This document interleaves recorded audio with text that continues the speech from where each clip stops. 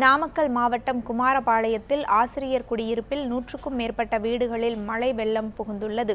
இது குறித்த கூடுதல் தகவல்களை நமது செய்தியாளர் ரியாஸிடம் கேட்கலாம்.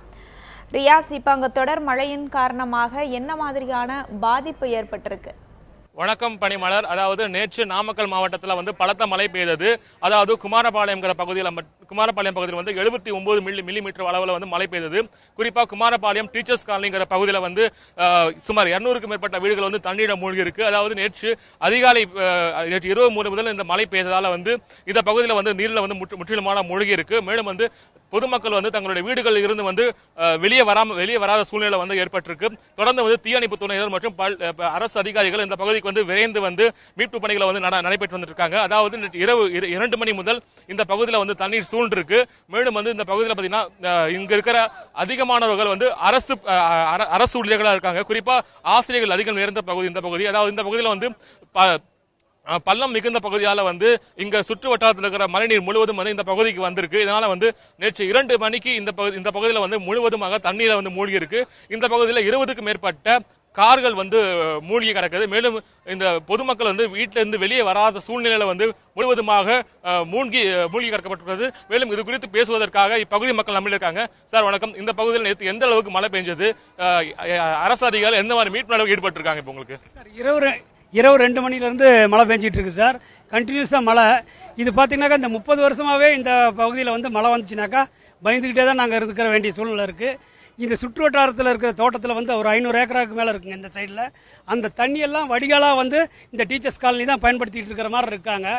ஹைவேஸ்காரங்க செஞ்சப்பவும் அவங்க வடிகாலை சரி பண்ணுங்கிற நினைப்புல சரியா பண்ணல ஹைவேஸ்காரங்களும். இப்போ இந்த தண்ணியை எடுத்துடுறதுக்கு நாங்கள் நைட் 2 மணிலேருந்து இப்போ மணி 11 மணி ஆகுது. 12 ஹவர்ஸ் அப்ராக்சிமேட் 12 ஹவர்ஸ் ஆக போகுது. இன்னும் இங்கேருந்து தண்ணி வெளியேற்ற முடியாத சூழ்நிலையில் இருந்துகிட்டு இருக்கோம். அது அரசு அதிகாரிகள் நல்லா செஞ்சுட்டு இருக்காங்க. இருந்தாலும் இங்கே இருக்கிற சூழ்நிலையில் இன்னும் கொஞ்சம் மீட்பு பணி அதிகமாக இருந்தால் தான் நல்லா இருக்குங்கிற இது. அதே மாதிரிங்க மேற்கொண்டு இனி வருங்காலங்களில் இந்த மாதிரி தொந்தரவு வராத இருக்கிறதுக்கு அரசு அதிகாரிகளும் இதை இவங்க அரசும் செஞ்சுச்சுனாக்கா உறுதுணையாக இருந்துச்சுன்னா நல்லாயிருக்கும். அதை நாங்கள் ரொம்ப விரும்பி கேட்டுக்கிறோங்க. ஏன்னா ரொம்ப வீட்டுக்குள்ளேயெல்லாம் பார்த்தீங்கன்னா பொருள்லாம் வீணாக போயிடுச்சுங்க. எல்லாம் ஒரு 15-20 வீட்டுக்குள்ளே எல்லாம் போச்சு. ஒரு 10 காருக்கு பக்கம் எல்லாம் இதாகிடுச்சுங்க.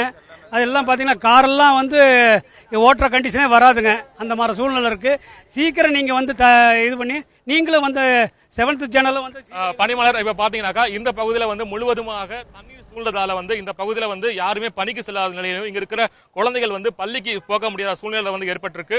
மேலும் இந்த மீட்பு நடவடிக்கையாக சங்ககிரியில் இருந்து வந்த தீயணைப்பு நிலைய அலுவலர் திரு சிவகுமார் நம்மிடையே இருக்காங்க. அவர்கிட்ட கேட்கலாம், இந்த மீட்பு நடவடிக்கைகள் எந்த மாதிரி பண்ணிட்டு இருக்காங்க? சார் வணக்கம். இந்த மீட்பு நடவடிக்கை எந்த மாதிரியான மீட்பு நடவடிக்கை நீங்க பண்ணிட்டு இருக்கீங்க? இப்போ நீங்க எங்களுக்கு தகவல் கிடைச்ச உடனே இது திருச்செங்கோடு தாலுகா வண்டிபுரம் எல்லாமே ஃப்ளட்டுக்கு போனதுனால அருகாமையில் சங்ககிரி தீயணைப்பு தகவல் கொடுத்தாங்க. நாங்கள் உடனே எங்களுக்கு இருக்கிற ஆளுகளில் பரிசலில் போகிறவங்களுக்கு ஹெல்ப் பண்ணியிருக்கோம். பரிசல் மூலமாக நிறைய பேர்த்து வெளியில் கொண்டு வந்திருக்கிறாங்க.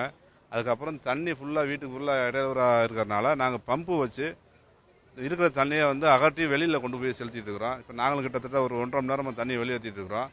தண்ணி குறைஞ்ச மாதிரி இல்லை. ஏன்னா பள்ளம் தாழ்வான பகுதிங்கிறதுனால இது முழுமையான வீச்சு செயல்பட்டு இருந்தால் கூட தண்ணி குறையிறதுக்கு வாய்ப்பு கம்மியாக தான் இருக்குது. நாங்களும் காலிலேருந்து 1.5 மணி நேரம் எங்களுடைய ஊர்தியிலேருந்து தண்ணியை எடுத்து வெளியே அப்புறப்படுத்திக்கிட்டு இருக்கிறோம். தண்ணி குறைஞ்சிட்டு இருக்குது. மேலும் ஆபத்தான பகுதிகளில் ஓரளவுக்கு யாரும் மக்கள் எதுவும் பாதிக்கப்படல. தண்ணி தான் முழுமையாக இருக்குது. எங்கள் பணியை மேலும் தொடர்ந்துகிட்டு இருக்கிறோம். பனிமலர் பார்த்தீங்கன்னாக்கா இந்த பகுதியில் தண்ணீர் கழுத்த அளவு காலையில் இருந்தது. இப்பொழுது தீயணைப்பு துறையினருடைய நடவடிக்கை காரணமாக தண்ணீர் தற்போது குறைந்து வருகிறது. மேலும் நாமக்கல் மாவட்டத்தில் திருச்செங்கோடு பகுதிகளில் காலையில் அமைச்சர் தங்கமணி மற்றும் மாவட்ட ஆட்சியர் ஆகியோர் வெள்ளம் பாதித்த பகுதிகளை ஆய்வு செஞ்சிருக்காங்க.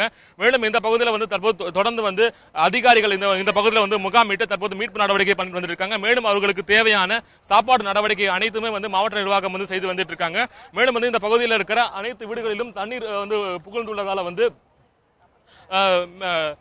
பொதுமக்கள் கடும் அச்சத்துல இருக்காங்க. பனிமலர். உங்க தகவல்களுக்கு நன்றி.